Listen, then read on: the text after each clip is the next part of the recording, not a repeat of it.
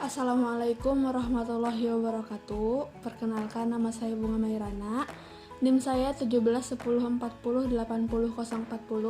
Saya mahasiswi PGMI 2017 di UIN Sunan Kalijaga, Yogyakarta. Nah, di sini saya akan menjelaskan mengenai COVID-19 dan bagaimana cara menangani dan menghadapi COVID-19 ini. Per tanggal 11 Juni 2020 tercatat secara global sebanyak 7,04 juta manusia terjangkit oleh coronavirus. Lebih dari 404.000 diantaranya dinyatakan telah meninggal dunia. Di Indonesia sendiri, per tanggal 10 Juni 2020 telah terkonfirmasi sebanyak 34.316.000 positif mengidap COVID-19 dan 12.129 diantaranya dinyatakan sembuh.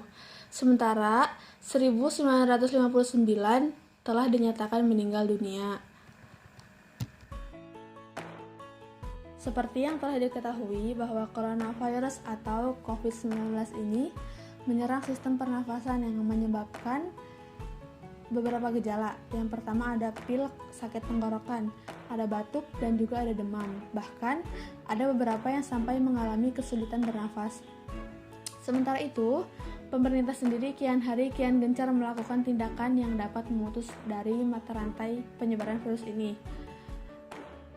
Tindakan pertama yang pemerintah lakukan adalah WFH atau work from home, bekerja dari rumah. Tidak hanya bekerja dari rumah, sekolah-sekolah pun sekarang sudah dirumahkan, atau siswa yang belajar di sekolah sekarang diharuskan untuk belajar dari rumah. Ada juga social distancing dan physical distancing. Hingga tagar di rumah aja sempat menjadi trending nomor 1 di Twitter. Selain itu, pemerintah juga tak henti-hentinya memberikan himbauan untuk siapapun yang masih harus keluar rumah untuk selalu menggunakan masker, rajin-rajin mencuci tangan di air yang mengalir, dan jangan terlalu sering memegang hidung, mata, dan mulut saat di luar rumah. Selain dihimbau untuk tidak gelisah yang berlebihan, ada satu hal yang pastinya tidak boleh tertinggal, yaitu saling membantu kepada sesama. Dengan keadaan yang sedang riuh seperti ini, pasti memberikan dampak yang cukup banyak kepada masyarakat, baik dari dampak ekonomi hingga dampak psikologis. Masyarakat diharap untuk tenang dalam menghadapi COVID-19 ini, tidak gelisah yang berlebihan, dan tetap di rumah aja. COVID-19 ini nyatanya tidak hanya berdampak kepada manusia saja. Binatang yang ada di kebun binatang atau di tempat penangkaran pun ikut merasakan dampaknya. Jika biasanya kebun binatang selalu ramai didatangi oleh pengunjung, 2 hingga 3 bulan terakhir ini nyatanya sepi dikarenakan pemerintah sendiri memberikan himbauan untuk menghindari kerumunan terlebih dahulu. Penghasilan dari penjualan tiket yang biasanya digunakan untuk memberi pakan satwa nyatanya hanya mampu untuk memberi pakan hingga akhir Juni ini. Tapi untungnya masih banyak manusia-manusia baik di luar sana yang peduli terhadap satwa-satwa ini.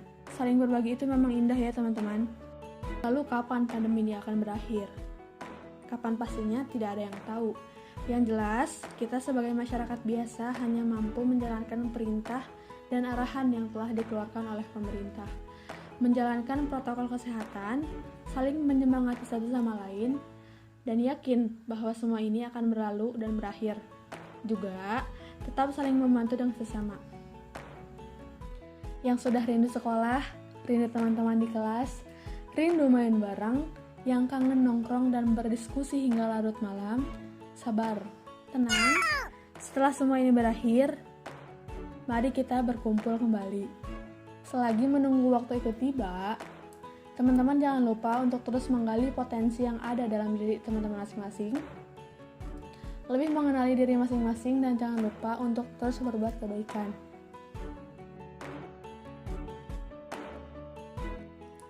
Sekian dari saya, teman-teman jangan lupa untuk terus jaga kesehatan, jaga jarak, dan jangan lupa untuk menggunakan masker saat keluar rumah.